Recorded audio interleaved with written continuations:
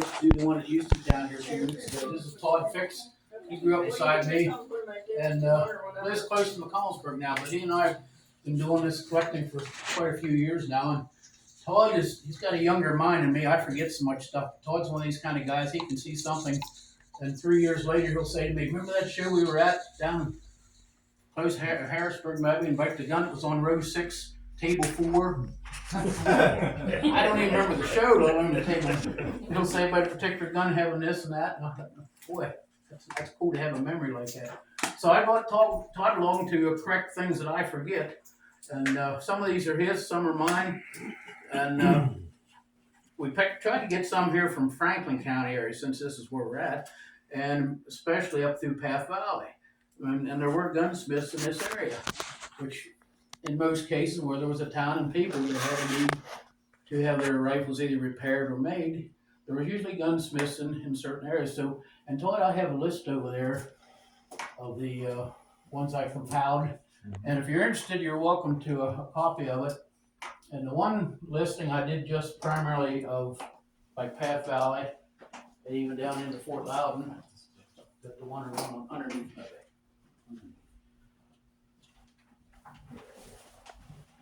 I have a few of those. You can guess it if you want, but in this area, the most prevalent one we know of is George Dunkel. You ever heard of the last name Dunkel? Oh, yeah. Yeah, that's real common here, isn't it? So one I definitely wanted to point out, and I made him first on the list, is this George Dunkel. He was listed as Shippensburg Township in 1882, and in 1829 to 41 is Letterkenny Township. And I saw, and there's a book over here that even has an article about it. And he was from over on, what's the town just down over the hill from Fantsburg? Upper Strasburg.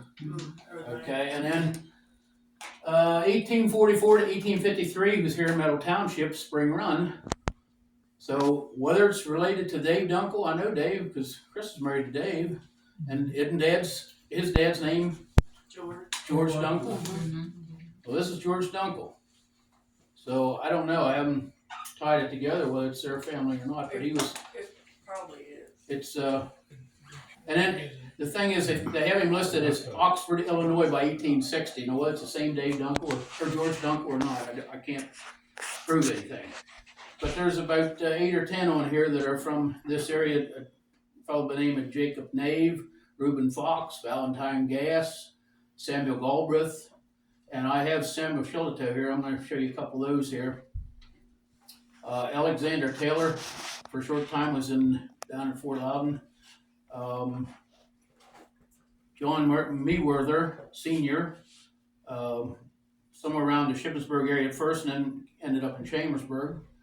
Going over these quickly because don't really have time to talk about in detail each one, and we don't have rifle. Unfortunately, I wish I had a rifle from every maker here. That'd be awesome. But I was able to bring a few. Abraham Schweitzer and Jacob Schweitzer, Jacob Rezer, R-E-S-O-R, were the ones I have on this list. But now that other list, goodness, there must be how many on that? 30 probably. Yeah. Of Franklin County gunsmiths that I could come up with. I'm not saying I got every one. There could be some we missed. But the ones we brought today, let's see, we put all the Franklin County over here, didn't we? Yes. Okay, these 4 are Franklin County made. Now I brought some other ones to show you the difference in some of the looks of them to compare. And then I have a double here too, I'll show you, and it came from over my way in Fulton County. But Todd, you want to talk about yours? What you know about? Well, we have the J.H. Johnston rifle. Actually, J.H., he was a prolific gun maker. He made a lot of guns, and he was in business for a long time. But he was basically in Waynesboro, basically his whole career. And I think he might have been an apprentice to Henry Carlisle, who was basically in Shippensburg. Mm-hmm. And if you see Carlisle rifles and J.H. Johnston rifles, you're going to find some similarities, very similar. And this rifle is just, it's kind of a cool rifle. It's flintlock. J.H. Johnston would have been a little bit after the flintlock period. That flintlock period would have probably ended in 1828, 1830s, in that range. And I think this gun was always a flintlock gun made as a target gun. I think target shooting was a popular sport. And it's kind of heavy, so I think it was probably a target gun, always as a flintlock. But J.H. Johnson he would have made anything you wanted. If somebody come in off the street and they wanted to, somebody says, I don't want one of them old percussion guns. I've only ever shot flint. I want a flint gun. He'd have made him a flint. And this gun's it's pictured in a book here.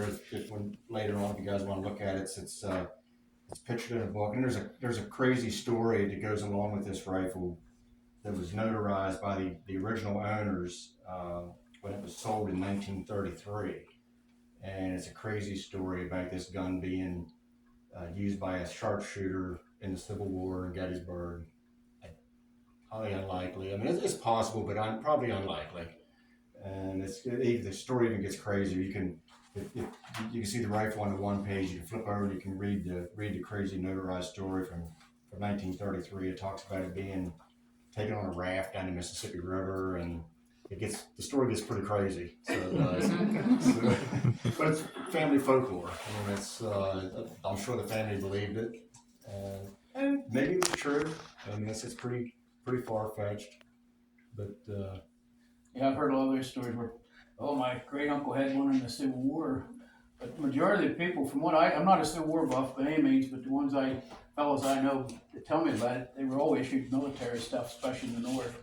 So they may have took one when they left, but they probably didn't use it when they got there because they were issued the military stuff. So yeah, some of these stories are kind of maybe the very early part, but yeah. There's a story. It says about it being during the Civil War. After it was retired from the Civil War, it was hid in the foundation of a barn and wrapped in grease, sheep grease, I think, or goat grease they call it. And I could almost believe that because when I got the rifle, it would ooze out some green stuff from around the lock area. So that part of it might be true. It might have been hidden during the Civil War. Yeah, they hid them during the Civil War to keep the Southerners from getting them. Yeah, mm-hmm. Yeah. Yep. Yeah, so that's a story on that little gun. Okay. Well, this one are the Shillitoe. I said about Samuel Shillitoe. And years ago when I first started this course, you learn things as you go, and getting into it at the beginning from Clarence Bender taught me. He was a real well-known fellow from over in our way, McConnellsburg area. Went to state matches and won state, went to nationals and won some matches at the national matches. And he got me interested in this. And we would go to the Baltimore show, which was held at the Baltimore Armory in Baltimore back in those days. And Todd, I think you were with me that day. Yeah. And we were both about as dumb as it comes, knowing what's what. But I was walking along and this table was set, this rifle was sitting on a table. And I saw when I come up, there was a tag on it. And I said, well, that's a Fulton County gun. Because I was wanting to buy a Fulton County rifle, didn't have one. And I saw the listing on it. I thought, that's Fulton County. So sure enough, when I get up there, Samuel Shillitoe. I thought, oh, cool. So I ended up buying it, thinking, hey, I got a Fulton County gun. All right. Well, I've had it for years, thinking I've had a Fulton County gun. But as you get older and wiser and read and do a little more research, found out that, no, I don't. This is the son. Well, the son didn't work in McConnellsburg when his dad did because his son was born in Fort Loudon. At the age of 1, he moved to McConnellsburg. By the time his dad left 9 years later, he'd only been around 10 or maybe 11 tops. I don't think he had him building a gun at age 11. I don't think. So this one, when he left McConnellsburg, he went to Chambersburg and finished out his career there and then died of cholera. But his son continued on. So this one is stamped in block letters, S.M. Shillitoe. So I've learned since then that this isn't the dad, this is the son. Everybody, all these collectors, experts would say, well, Shillitoe, if it's signed in script, that's the dad. And if it's in block, that's the son. All right, I'll believe that. So lo and behold, here a few years ago, I was at an auction, and this one was being sold. So I was bound determined to take it home, and I did. And I'm thinking, I finally got my Fulton County gun. Shillitoe script, sign and script. So I'm all happy for years, that I got a Fulton County gun. Then I got to doing more research, and the more I was uncovering things, and more things were being known about him. This is a son too. the dad was Samuel L. Shillitoe. The son was Samuel M. And probably, I don't know, this is just me because I'm a gun maker too, and I'm seeing through the eyes of a gunsmith. Time was the importance, and at early parts of the years of their working, they had to impress people, so they made real nice. Their workmanship was great, and they signed them in script because they were proud of it. So they took more time to do that script than it did to take a block, which they had made up usually as one device where you hit it and boom, there's your name put on it. It took about 30 seconds, if that. So this one is signed real pretty in script, S.M. Shillitoe, but that's the son. So I still don't want a Fulton County gun of Shillitoe's. So, but I'm still proud of it. It's a nice gun. It's got a really pretty patch box. He did nice engraving, so he did. And it's got some nice inlays, which I like. This one is as plain as it gets. I mean, this is a walnut stock, no frills, don't even have a patch box. On either side, there's no inlays, as plain as could be. So this was a rifle built probably toward the late period of his gun making, because it's not been well used. I'm always a little leery when I see one that looks too new. It's either a fake or it was built toward the end of the 1800s, wasn't used that much because they started doing cartridge rifles and made these obsolete. So, disappointment, almost a disappointment. But I like it. I do like that gun. And Todd, can you tell us about that? That's another J.H. Johnston, made by the same maker as this fellow. This rifle spent a lot of its life in Fulton County. It's sort of just more of a plainer J.H. Johnston. Does have a patch box. I've never seen a J.H. Johnston without a patch box. I don't know if he actually ever made one without a patch box. And he did nice work too with his patch boxes. And J.H. Johnston did a lot of advertising about repairing rifles. I repair in the most professional manner, had advertisements in all the newspapers. And I feel that this rifle here at one time developed a crack through the wrist, which a lot of them do. They crack. And I have seen several rifles repaired. This is actually a repair. This wasn't original. This brass wrap. And I've seen many rifles of J.H. Johnston's repaired in this exact same manner. And so I feel this was probably taken back to J.H. Johnston in his shop, and he did the repair on it. Another little neat feature about this rifle, it's a single trigger gun. A lot of guns are set trigger guns. You have two triggers. One that you pull you pull the back trigger to set it, and that kind of makes the front trigger more like a hair trigger, or easier to pull. This gun's a single trigger, and a lot of these guns, or most of them, are rifled. And if you know about rifling on a barrel, rifling it has a twist to it. So it helps when the ball comes out of the barrel, it makes the ball spin. It makes it more accurate. This rifle is actually straight rifled. This rifling in it is straight, it has no twist. So I think this gun, being a single trigger straight rifle, was probably used as much as a shotgun as it was a rifle. It's got battle scars on it. So I got a feeling this thing's been in the briars and hunting rabbits and who knows what all. But I said just a nice example of a plainer J.H. Johnston rifle with a nice repair, more likely done by J.H. Johnston. Yeah, if you take notice the shape of these, Franklin County, they learned from each other, so they adopted that look that the Franklin County makers did. And you go to a different area, like let's go down into Maryland even. John Armstrong's one of my favorite gun makers. Beautiful work he did, and he had a particular style too. If you look at his, they're different. And then if you move up into Bedford, the Bedford County guns, you can spy them 50 feet away just by the shape of the lock. Even have a rat tail lock on them, where this instead of coming up here just kind of blunt, where this is short, they come real thin. They're maybe about a third this thick. They come up high and curve, look like a rat tail. So you can tell a Bedford County gun by the lock. And they're really thin through the wrist. Todd said about this one being broke. The ones that are really thin more tendency to break, and Bedford's really, really skinny. My wife likes Bedford County. She always thought they looked real petite and sleek. I built her a Bedford County replica back in, what year, do you remember? What's on yours? Number 19. It's number 19. Yeah, and I'm on number 50, so it's been a few years ago, but it's a really kind of sleek Bedford County. And then their patch box design, wish I had one here to show you, and I don't. But it has what we call the cutaways here.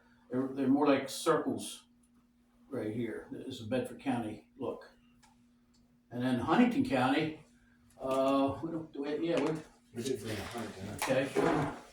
Show them a Huntington County. See if we can compare. So the Huntingtons,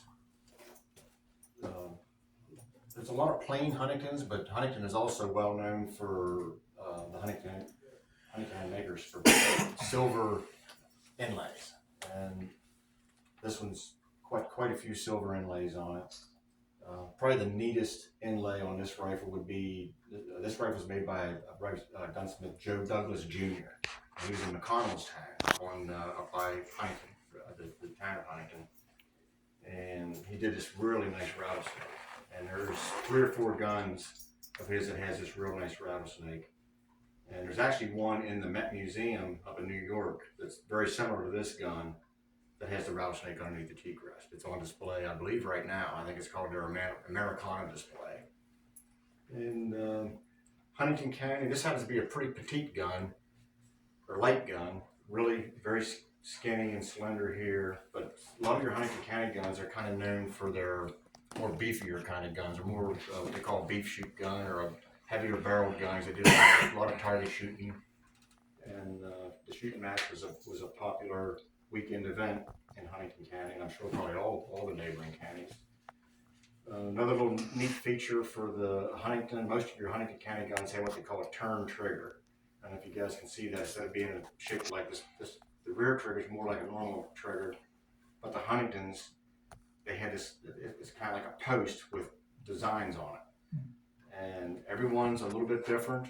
I wish we knew why that's kind of exclusive to Huntington. That's just strange. It's just strange. I mean, somebody had to be, I can't think all these gunsmiths made their own triggers. I gotta think somebody was Specialized in those. Yeah, somebody made triggers and they brought them to the swap meet, they brought them to the shooting match, and the builders bought their triggers. I don't know, but that's yes. I brought one out in the car. I bring it and show it to you. Is it got it's got a turn trigger on it. So more than likely, it's probably a Huntington County gun. Did you want to see it? Oh, we'd love to see it. Yeah, you can bring, we'll wait till we're done, but we will look at it and No.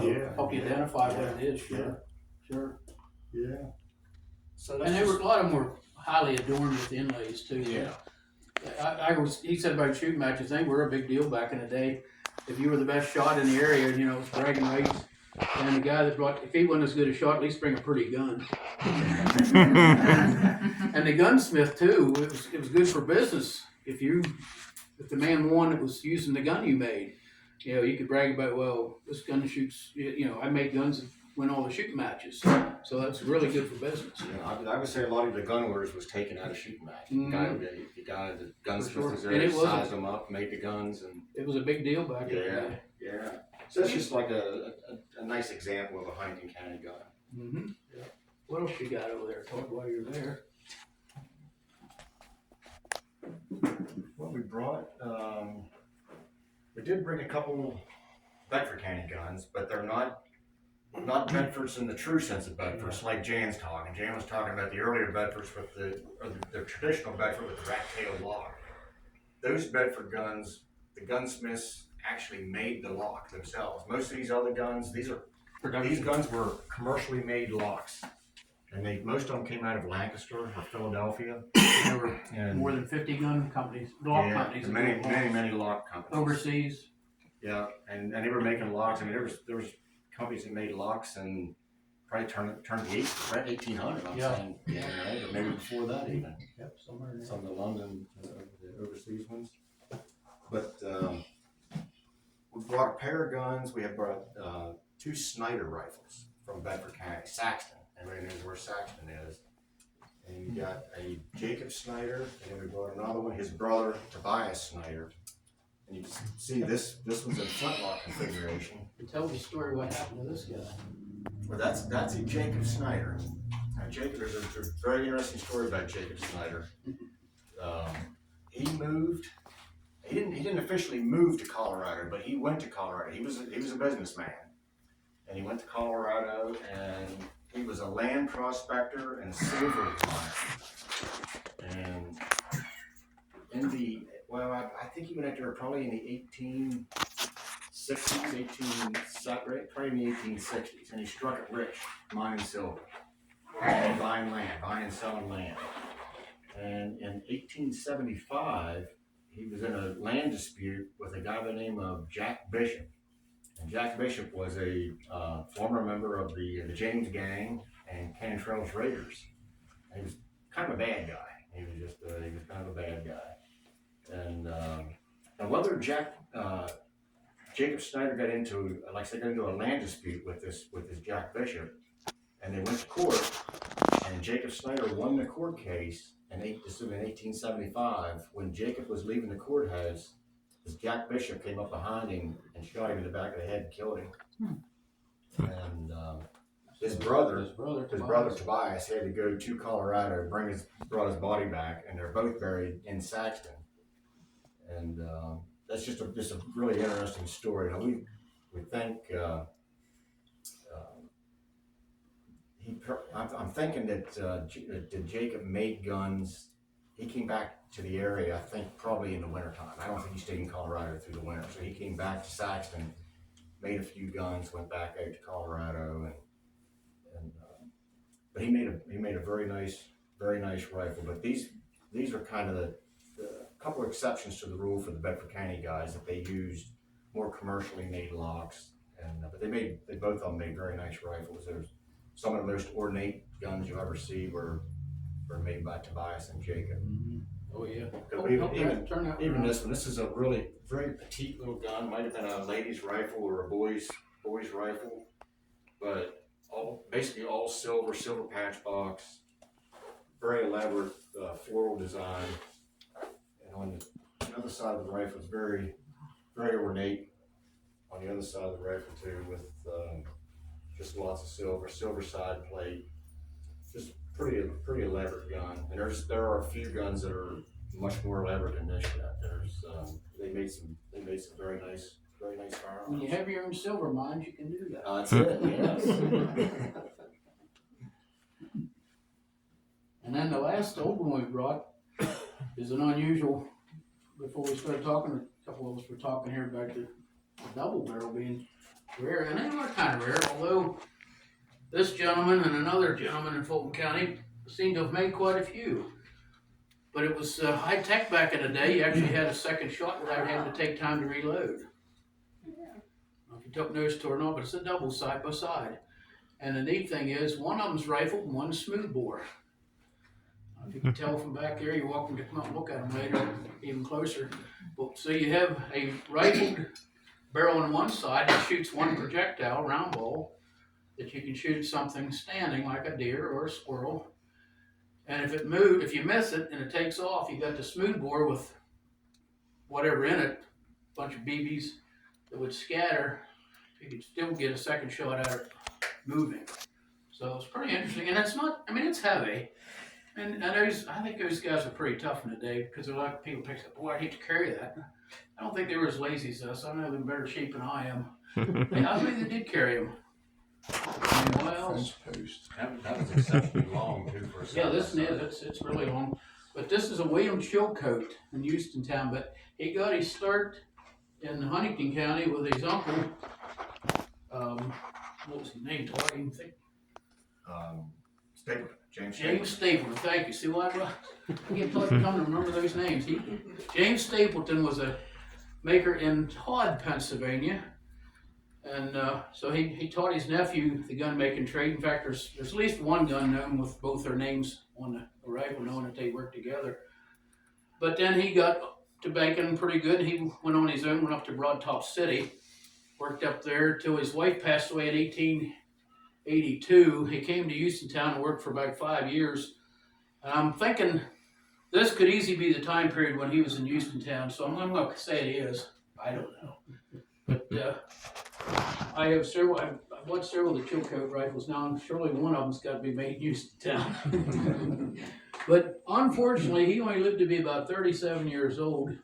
He come over to my property, at least I'm saying this because I get some weird looking stuff growing in my yard, but he went out picking mushrooms and took them home, cooked them and ate them, and within 3 days he was dead. So he got the wrong kind, unfortunately. And it even tells about his grueling death and one article I read. I thought, boy, what a way to go. He was miserable. So William Chilcote did that one. And another man in Fulton County that was known to do doubles, and quite a few of them, is Robert Stunkard. He was in New Grenada. I'm sure you all heard of the big town of New Grenada. It's, well, there's what, 8 houses, 10? And my mom grew up there, my granddad, my great granddad, and I'm sure as I stand here that they would have had to have known Robert Stunkard because my great granddad was the same time period, and even my granddad would have been, I think I figured out one day he was around 18, I think, when he died, so he would have been familiar with him. And he has made several now, I don't know how many we know of for sure, at least 5, and maybe 6 of doubles that Stunkard made. So it was not that uncommon in our area to have doubles. Now, Franklin County, do we know of any doubles in Franklin County? Putting you on the spot here, Brian. Yeah, I mean, off the top of my head, I can't think of any Franklin counties. There's Fulton County, Huntington County, and Bedford County guns. Yeah, the doubles. But when it comes to Franklin, I don't know. And then they moved over and unders too. Yeah. And we just, at our show we had in Houston, I did get a gentleman loan me his over and under too that we had on display. And then they also made one called a swivel. It was over and under where you'd release a button. The top barrel became the bottom barrel became the top barrel. You used the same hammer, you just switched them. So that was kind of ingenious too. I've only ever owned one of those, and it went through a fire before I got it, but I bought it anyway, just beautifully adorned with silver. And the only wood on this half up through here, the wood, apparently heat had melted the side pieces that would have been on it. So I don't know what it looked like there, but beautiful even with the charred wood. And it still worked just as smooth as glass when I pull that button and swivel. It's just like glass. It really works smooth. But I sold it. Another fellow liked it and he appreciated it, so I sold it to him. Todd, tell us about your horns. Todd's really big into power horns. Really, not guns, but definitely gun related. Because if you'd owned a rifle back in the day, you would have had a powder horn. And it's just kind of want to bring a couple horns. These are all Pennsylvania horns, and Pennsylvania horns, you can identify them where they were made just by the styling of them. There's a couple books out there that helps identify horns, and I think the best one is called Pennsylvania Horns of the Trade, and then Horns of the Trade. Yeah, sounds right. And I wanted to bring one and I forgot it. This is probably your most recognizable. I mean, this is a York County horn. Very distinct chip carving that they did around on the butt end of the horn, and just this little chip carving here. And the neat thing about these, they're screw tip horns, and the tips actually come off of them. And generally, a York County horn, you could spin the tip around, it would fit down in here, and you could use it as a funnel to fill your powder horn. And it's amazing to me that this horn was probably made, I would say, 1795 to probably about 1820, because they kind of went away after about 1820. The powder horns of this type did, but to do that work, the way they were able to turn these horns, turn the threads, and do the threads on them was, 225 years ago, is to me pretty amazing. And so that's a York County. Just now in this area of Franklin County, this is as far west as we come, where there's an identifiable horn to Pennsylvania, and it's Franklin County. Franklin counties they're not as elaborate as some of the other horns. Most of them have a flat butt like this with one little bead around it. Usually they're always chipped off because there's a real little thin bead of wood there. 3 incised lines, very typical. Also a screw tip, and this style is pretty much, you only see that on what we think are Franklin County horns. We're pretty sure they're Franklin County horns. There's not a lot of documentation on the bad thing. There's just, unfortunately, they didn't keep a good records, back in the day. Wish they would have. The earliest horn I brought is what they call an early Philadelphia horn. This could be French and Indian War period. It could be 1750s up through the Revolutionary War. This is what they call a banded early Philadelphia. It's got a separate piece of horn as a band attached here. It's got a collar. This is also made out of horn, but it's separate from the horn. It was actually, the collar was made separately and pressed onto the horn, and then it was staked with a staple. And then they also are screw tip horns. They're just kind of neat. They turn up from time to time. They're getting difficult to find. That's pretty much, I guess this one real neat little horn is a Lancaster County horn. Lancaster has this rope design pressed into the butt. This one's a little different because it's got a mirror in the end of it, and which is kind of neat. And the story on these is the mirrored horns they thought were possibly made for Indian trade. I don't know if there's any documentation for that, but they thought the Native Americans, the Indians at the time, they liked a little bit of bling on their horns, and they could actually look in there and see themselves in that mirror, and they thought that was a neat thing. So I thought I'd bring a mirrored Lancaster County horn for you guys to see. Yeah, but the one I got's got an ugly guy in it.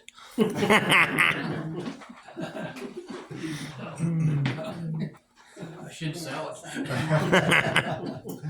So that's kind of a crash course on Pennsylvania horns. I'm passing some papers around showing you what black powder looks like in case you don't know. How many in here have ever shot a muzzleloader? Oh, okay. Yeah, okay. So you have. And on this one I have a piece of flint and a percussion cap and a little pre-cut patch that you can see what we're talking about. And I know some of you guys knew exactly what these are before you even look at them. But I thought I'd have these to show and tell. See the powder. Todd's talking about these powder horns. Oh, that's a flint. Have the 3F powder you see there is what would be in the horn on the big ones, and then they made smaller ones for priming horn. The 4F powder would be what the little horns had. Now I do gunsmithing and muzzleloaders only, and I've made a few and I've repaired a bunch. I brought one that I made to show you. Now, unfortunately, I can't shoot it in here. I want to make a hole in that wall. It would be very historic years later, I guess. It'd be a story to tell. You could go outside and wake up spring run. See if you get somebody going by in 75. More like deaf and on. So here's a replica I built. Let's see, what year did I did this in 2022. This is number 48. Didn't really copy any particular style. Just did my own little thing on this one, and I was building it to keep it. But I've said that about 6 times now. And the number 50 I'm working on now, I plan on keeping it. It's really a beautiful curly maple stock, and I'm planning on putting 50 coin silver inlays in it. That's the plan. So I'm going to take, don't get alarmed, you guys that collect coins. I don't damage nice coins. I find the coins that you can hardly read and can hardly tell what they are. I hammer them out and make the shape I want and inlay them in guns. I've done, I don't know how many. I did one for a guy years ago, and he liked it, and then I showed pictures of it to other people. Said, "Oh, I want mine like that. If you bring me the coins, I'll put them in." So I've done, I don't know, 7 or 8 with coin inlays in them. But I wanted to show you. Oh, I know somebody we were talking here earlier, and I thought, well, I need to remember to tell you this. Somebody said, "Well, what calibers are these?" Well, back when you went into a gunsmith, let's say in the 1700s, since we got a flintlock here and a flintlock over there, you didn't walk into the gunsmith and say, "Oh, build me a 50 caliber." He looked at you and go, "What are you talking about?" They didn't call them that back then. If you came into me and said, I want you to build me a rifle, and I'd have said to you, "Well, how many balls per pound do you want it to shoot?" In other words, think about it. They didn't have sporting goods stores. He built you what you wanted. Lead was expensive, hard to get, and it was heavy. So you didn't use a great big caliber. They'd laughed at us today shooting these big old, this is a 50. You know, look at the size hole a 50 caliber puts out. They kick like a mule. Those old guys back then, they'd laugh at us shooting this thing today. There aren't too many 50s out there. There are a few, but not very many. But they would have chose a small size to save lead because they knew they could hit what they're aiming at and they'd get it and bring home food to the family. So he would say, how many balls per pound do you want to shoot? So if you wanted to shoot 120 balls per pound, that's what he made you. So 1 pound of lead would get you 120 shots. Where if you want 50, I forget what it is, 40, you get out 49 or 50 shots maybe. So they didn't waste lead, so they didn't make these great big calibers. That's why a lot of these you see are small. But good chance 8 of these rifles here, probably none of them will fit each other. What he did when he built you a rifle, he had to make you one of these too. I guarantee you every rifle that went out of a gunsmith shop had one of these with it. It's a bullet mold. And you better hang on to it because your neighbor 10 miles down or 20 miles down the road, yours didn't fit his, more than likely. So this was a very treasured item. If you lost that, you went back to the gunsmith and said, can you make me another one? I lost mine or broke it. Okay. Now I'll pass that around too. The ball's glued in there, so it shouldn't, and if it does, no big deal. These are all hand-forged bullet molds. There's somewhere in the world, there was a gun that went with these. Where they're at, I wish I knew. Now to load, some of you have never shot one, you said. Loading procedure is fairly simple. Well, we'll put her to the test. On this one, it's a flintlock, and I generally have a little piece of rawhide. You use a pick on yours when you're shooting your flint, or don't you shoot flint? You had the percussion. Yeah. Well, I put a little piece of rawhide around here with a little copper pick that I stick in the touch hole, because there's a hole drilled through here that I drilled. Stick that in there to load, and then you start with that powder. Take my powder horn, you measure out a predetermined amount, and then you pour it in the barrel. Now there's rifling, we talked about rifling and smoothbore. This is rifled. So because there's rifling in it, you gotta use a patch, and that there's little cardboards and passing around there has a little round, that's a 36 caliber one on that piece there. This would be 50, so it's closer to the size of a quarter. You lay it on there, and then you put I use round ball, lay a round ball on there, and then you take the short starter, tap it down, and then you pull the ramrod out. I guess the ceiling's high. Oh yeah. All right, the ball's still there. You can't shoot it that way. You make sure the ball's seated down tightly on the powder.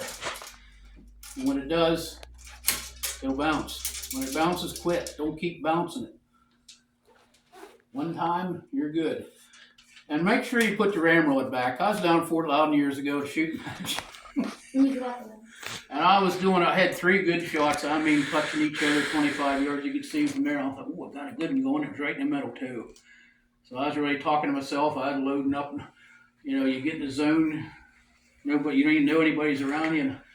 And pick the thing up. And I got a pair of firing line. And I pulled the trigger on that thing. And it went. Made a really weird noise. And I thought I saw something. It wasn't a ball flying out through there. Put the gun out, look, well, my ramrod wasn't where it was supposed to be. So I did. I've shot a ramrod out of them before. Don't do that. Put your ramrod back. Okay. Did you keep it in a group? No, I ruined it. No, well, I even took a second gun. I ran over to my vehicle to get a second, but I was so, I was out of the zone. I had time to shoot 2 more shots out of that other one, but I couldn't even think let alone shoot. So, it rattled me pretty good. I thought, what a dumb trick. But, in fact, to make matters worse, it was an old handmade ramrod I made, and the end on it, they made the ramrod in, and it caught in that patch, and it actually wedged in here with the ball. So it didn't come clear. That was only part of the ramrod that went out through there. When I got home, got to checking it, thought it's still in there. I had to heat it to melt the lead to get it to come out. Didn't hurt the barrel, though. I won a few things after that, but oh yeah. Now in Pennsylvania, with that ball, patch and powder in there, I can carry this in my vehicle legally. It's not considered loaded till you prime the pan or till you put a cap on. You knew that? Yeah, because you don't have to shoot a shot every time you're done hunting. You don't shoot your gun and empty it. You just make it safe. And that same little picket I have dangling down here, I put it in that touch hole to make extra sure that no spark can get in there, because all it takes is somebody with a cigarette or whatever to light that thing off and in your vehicle. That wouldn't be very fun.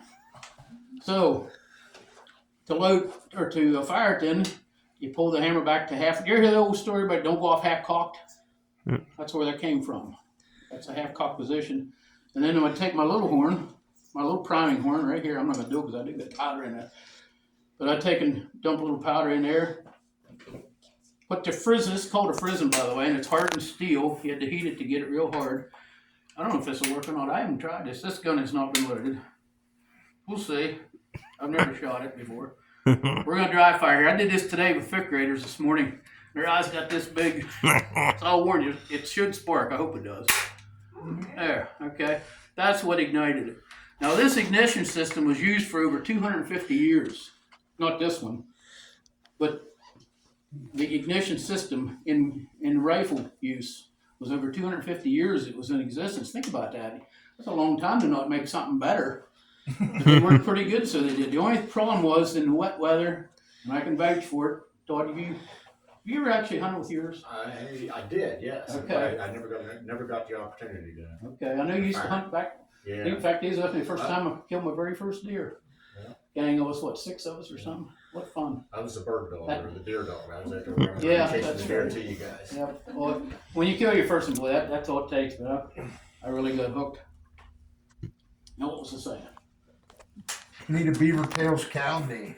A what? A beaver tail cow knee to keep your stuff dry. Oh, yeah, by it getting wet. Yeah, well, I do. On the side of mine, I took a screw out and put a piece of rawhide here and flip it over to carry. But yeah, we were hunting in the weather. Remember that very first year? Yeah. I killed mine in the morning, and then his Uncle Blaine killed one in the afternoon, and it was snowing.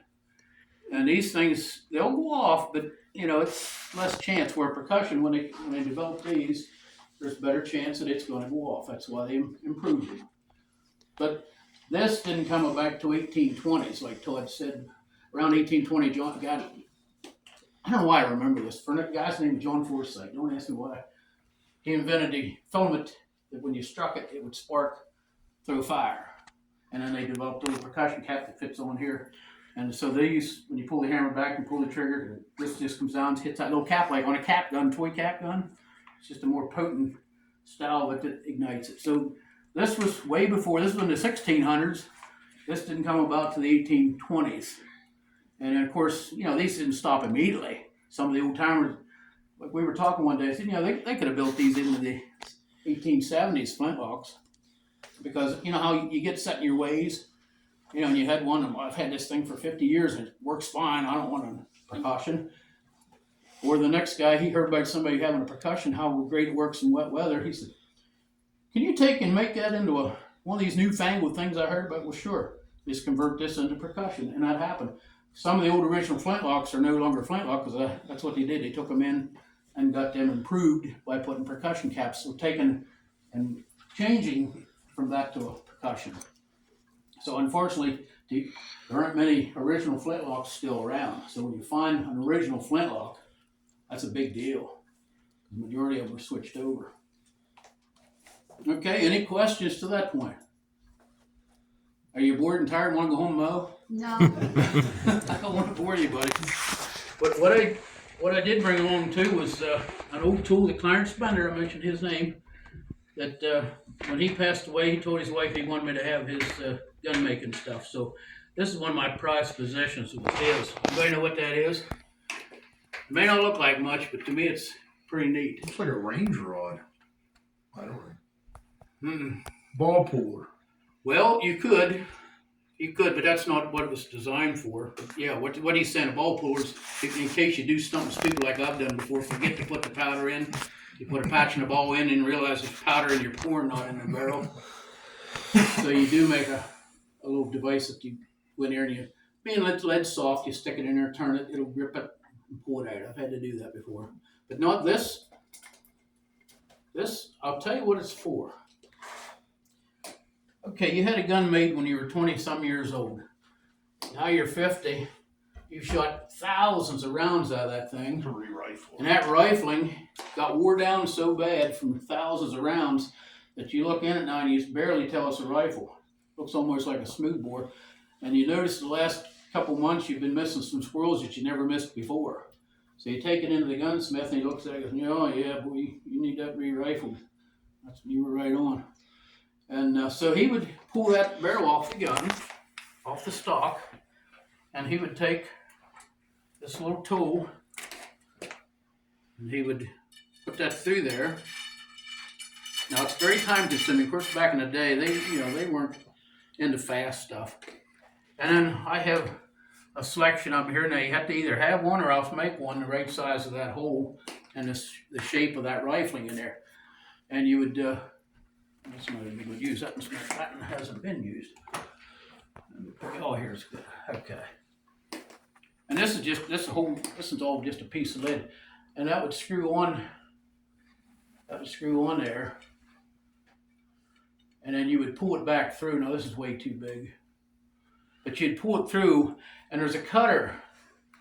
There's a cutter on it. Now this one, the cutter's gone, but the shim's still there. But there's a little cutter goes in there, and one land at a time, you'd pull that through and cut a new groove. And you would take a wheat husk to use for shim. When the good Lord made wheat, he made a wheat husk 1/1000th of an inch thick. Get one and make it sometime. So he could use those and build them up. If you wanted to take out 3,000, use 3 wheat husks. And you'd put it underneath that cutter, and then as you pull through, the old rifling's still there, so it would follow the curve, the spiral. It would rotate as it comes through. And there you just made one new cut. So you take it off and you do it again. You had to do it for every groove and every land.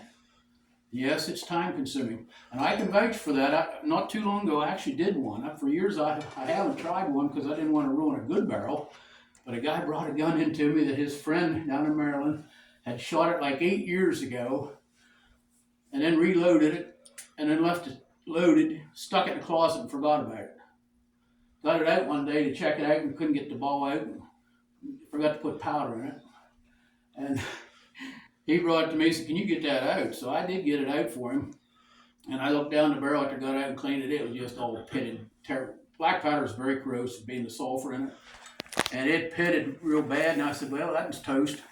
And I said, well, I do have a re-rifling tool. I've never used it, but I know how it works. And I can possibly re-rifle it for you. He said, go ahead.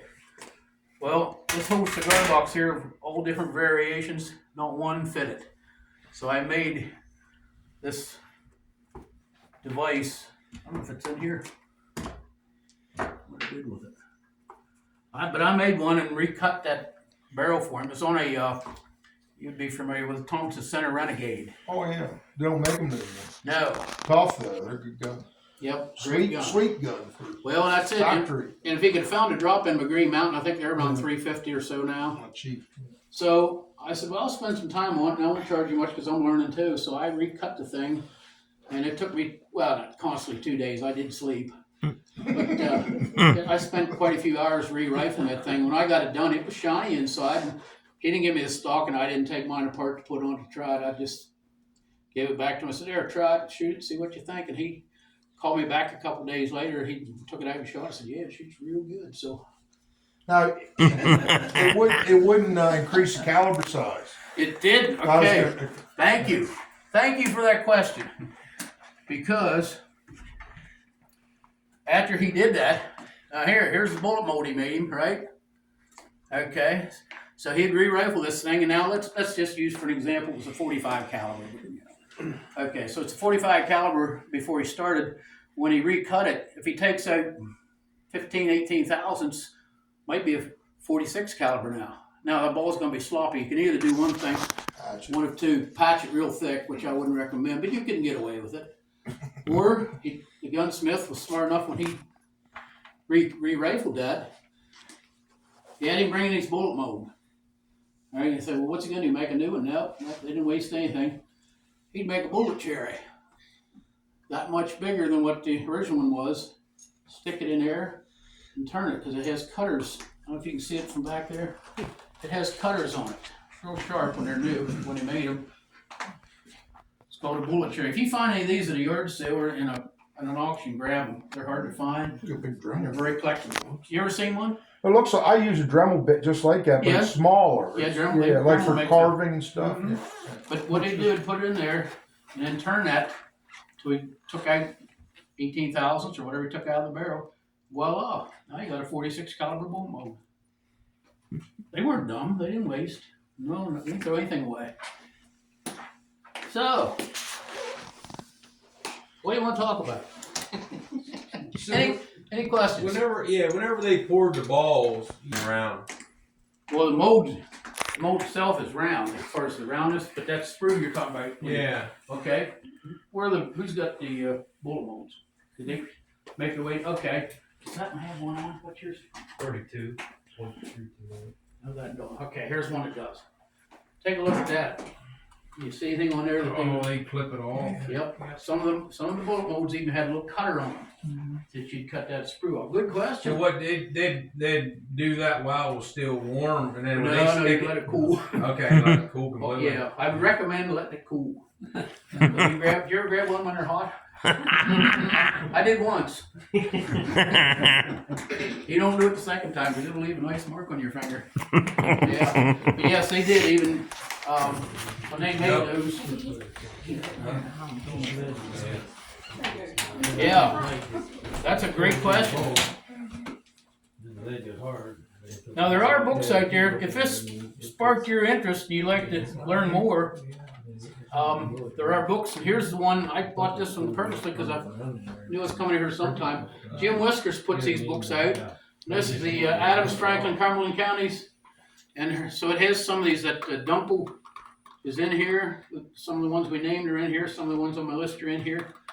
Really interesting book, and I think these are around $40, like $45 maybe. Yeah, for Market. Yeah, I got this from Mark. $45. Yeah. You can find them online sometimes. They'll pop up. And then Kaufman did one. This is really, I refer to this one a lot, Pennsylvania Kentucky rifle. And Kindig has a big thick one out.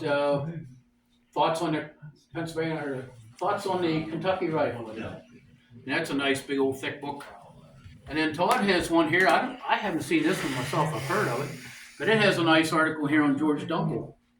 But I had to open that page, and if you have time, I'll let it open there for you to read.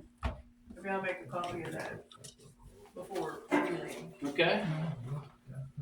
Todd, do you have anything to add? What? I did? Okay. Well, I'm sorry to keep this long. I'm probably over my time. What are those guns? What are they worth? Oh my goodness. Well, I'll put it this way. That's a good question. It varies. I mean, now, would you rather pay, which one would you rather pay more for? This one or this one? The silver one. Yeah. Silver one. Yeah. So, there's such a variation of prices. Silver inlays didn't kill stuff. I'll tell you my stupidity. How many years ago was it I bought this thing? Oh my goodness. Todd, it's been a long time. Has it been 40 years?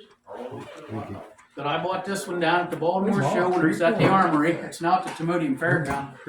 I paid $1,000 for that thing back in the That thing day. there was a target right And I'll tell you, that was a pile of money to me. Yeah. So, and I thought it was a good buy. At the time it was. Yeah. Today, I wouldn't pay that for it today. I couldn't get out what I paid for it. I think. Is that right? You dropped off. Well, I guess what old P.T. Barnes said is a full born every Yeah, it was minute. target. But really, I would hate to ask that much for it. Even though it's a signed gun and it's in mint Well, condition. yeah, it's a condition gun. It's really in good condition. So condition has a lot to do with value. But it would hurry me to get $1,000 out of that gun today. So that's about what the average is worth. No. Oh, we've had guns in our hand worth 80,000. Is that right? Oh yeah. I have a Yeah, question. some of them over 100,000, aren't they? I have a question.